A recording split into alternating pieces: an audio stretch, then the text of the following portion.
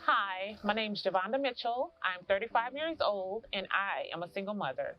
Hi, my name is Jennifer Whitaker. I am 45 years old. I am a public high school teacher, English language arts, and I am a single mother.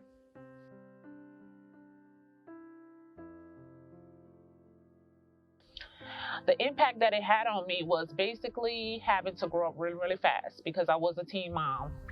That's a really heavy question because it has impacted, there's not an area of my life that it has not impacted. But one of the things that I have noticed the most is that, so I didn't start off as a single parent. I was divorced when my children were small.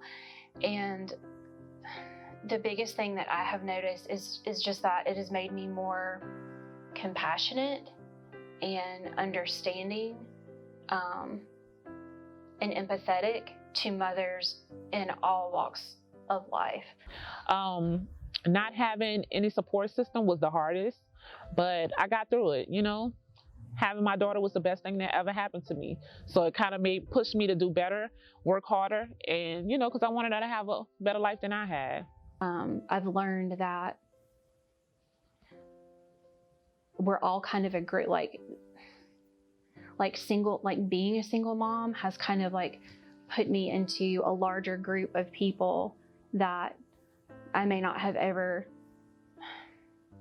considered before, and the way that we kind of have to move through life, sort of, we all share that in common. So that's probably the biggest thing.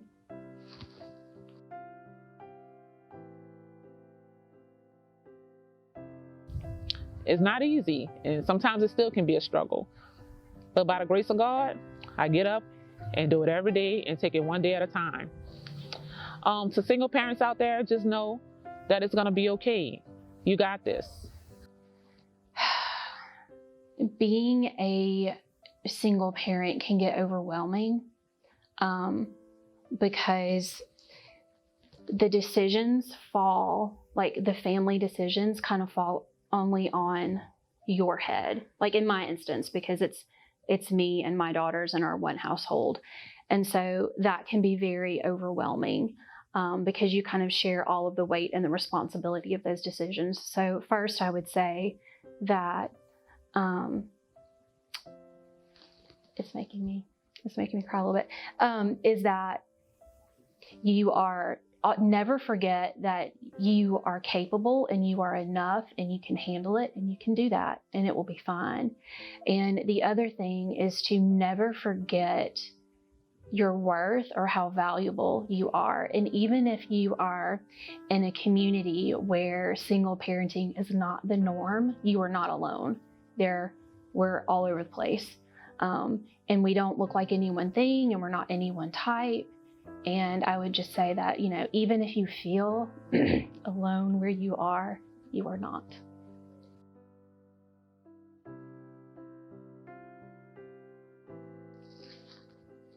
There's not a lot of people that that will ask you about it or that will talk to you about it. There's just not. We moved here. I grew up here in this community and went to college and just moved away for many years.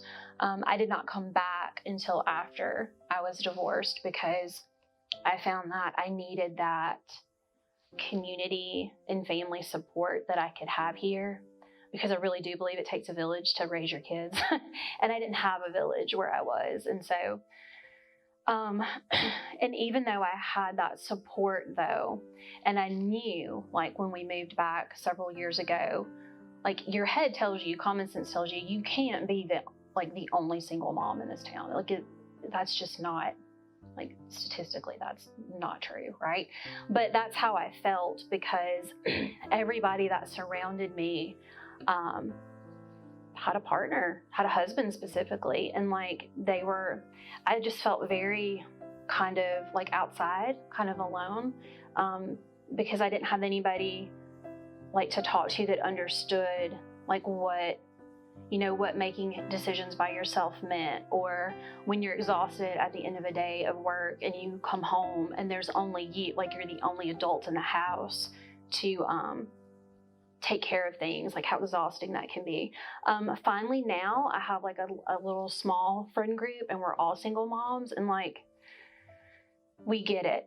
And it's just such a relief. And there's probably not more than a day or two that will go by that I don't think about how grateful I am that I have those moms to kind of like just talk to, because they get it. Like they don't need an explanation. Like we all get it. And I have all types of friends, but it's just for a long time, I really felt like the only person in the community that was like trying to parent alone. And that was really difficult. Yeah.